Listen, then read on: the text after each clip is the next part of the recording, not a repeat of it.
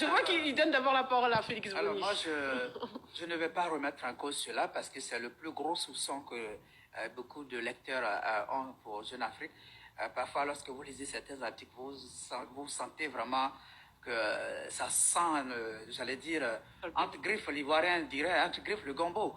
Et j'ai été témoin, moi, d'une anecdote, d'une histoire qui est une anecdote que je peux raconter à Guinée-Conakry lorsqu'il y a eu la mort de personnel, le général, et que Dadi Camara est arrivé au pouvoir. Moi, je partais faire un reportage pour mon journal à Guinée-Conakry, le voisin, pour voir ce qui se passe.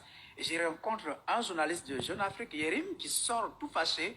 Et lorsqu'on le salue, vous allez faire quoi là-bas? Vous allez rencontrer ce type? C'est un bouffon qui est là-bas. C'est pas la peine de rencontrer ce type. Vous venez perdre votre temps à Conakry.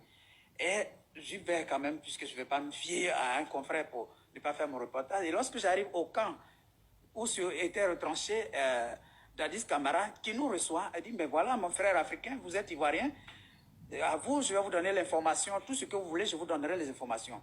Pas comme ces escrocs qui viennent de me quitter tout à l'heure. Il vient me tendre une facture de 300 millions à payer pour qu'ils viennent faire... 300 millions de francs guinéens voilà. Ça fait 30 millions de francs CFA. Ouais, précisons-le. J'ai refusé, si j'ai cet argent, je prendrais pour soigner, pour nourrir les Guinéens. Je n'ai pas cet argent à donner à un journaliste et je les ai chassés d'ici.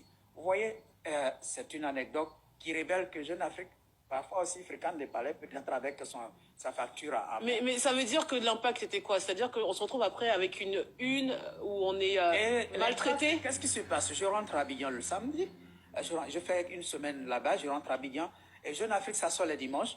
Et le lundi, je découvre sur Jeune Afrique la gueule que jamais Dadi Camara n'aura souhaité avoir sur un journal. Et à l'intérieur, un Dadi Camara déconstruit dans toutes ses actions. En tout cas, il les dépeint comme jamais. Il ne pouvait l'imaginer dans ce journal. Et là, j'ai compris, j'ai dit, ah oui, Yérim, j'ai compris sa colère et il s'est déversé sur le monsieur. Jeune Afrique s'est déversé sur le monsieur pour avoir refusé de prendre leur facture.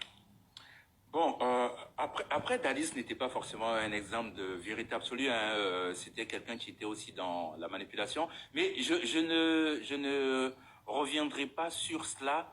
Ce que je voudrais dire, parce que